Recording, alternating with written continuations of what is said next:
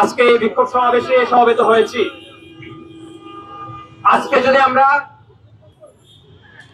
সারা বিশ্বের দিকে তাকাই, আমরা দেখতে পাবো এক হায়নার গোষ্ঠী সারা বিশ্বে একের পর এক সন্ত্রাসী আক্রমণ, হামলা এবং যুদ্ধ চালিয়ে যাচ্ছে।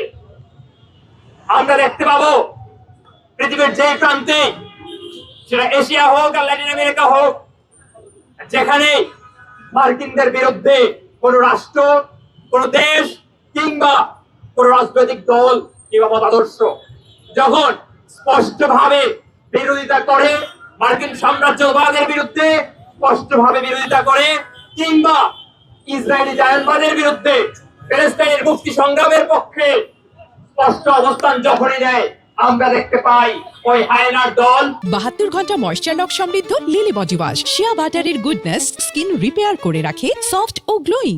মার্কিনদের নেতৃত্বে, ইসরায়েলের নেতৃত্বে একের পর এক আক্রমণ চালিয়ে যায়। কোন আন্তর্জাতিক আইন কানুন, নিয়ম কানুন কোনো কিছু তারা তোয়াক্কা করে না। তাদের কাছে এগুলো কোনো বিষয় না।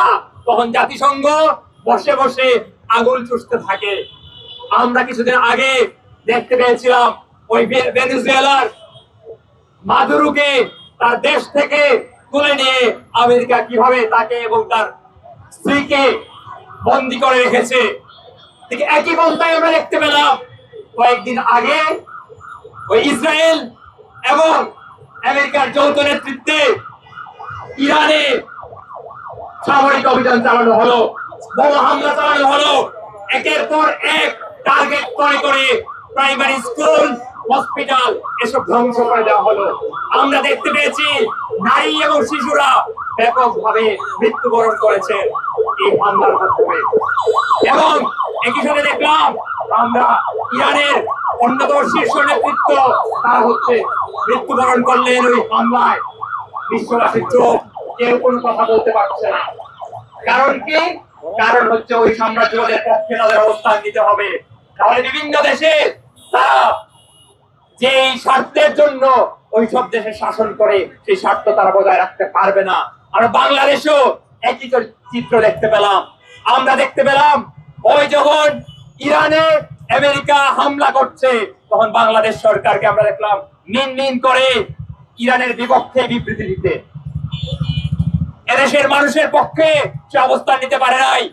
এবং একটা গোষ্ঠী দাঁড়িয়ে যায় তখন সাফাই গাওয়ার জন্য, বলতে চাই বাংলাদেশের সক্ষমতা নাই, বাংলাদেশে হ্যান তাই তেন নাই, এই ধরনের কথাবার্তা বলে এই ধরনের সাম্রাজ্যবাদের যে পাঁচটা বিবৃতি, সেগুলোকে সমর্থন দেওয়ার জন্য একটা শিক্ষিত মহল দাঁড়িয়ে যায়। কিন্তু যখন বাংলাদেশের সক্ষমতার প্রশ্ন আসে, কিন্তু যখন বাংলাদেশের জাতীয় স্বার্থের প্রশ্ন আসে, তখন আমরা দেখতে পাই এই গোষ্ঠীকে ওই সাম্রাজ্যবাদী গোষ্ঠীর পক্ষে থাকতে।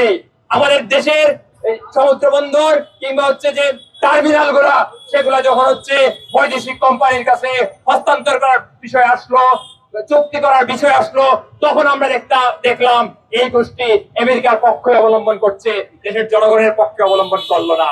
একইভাবে আমরা দেখতে পেলাম বাংলাদেশে আমেরিকার সাথে যে বাণিজ্য চুক্তি করা হয়েছে, সেই চুক্তির ক্ষেত্রেও তারা কোনো বিরোধিতা করে না।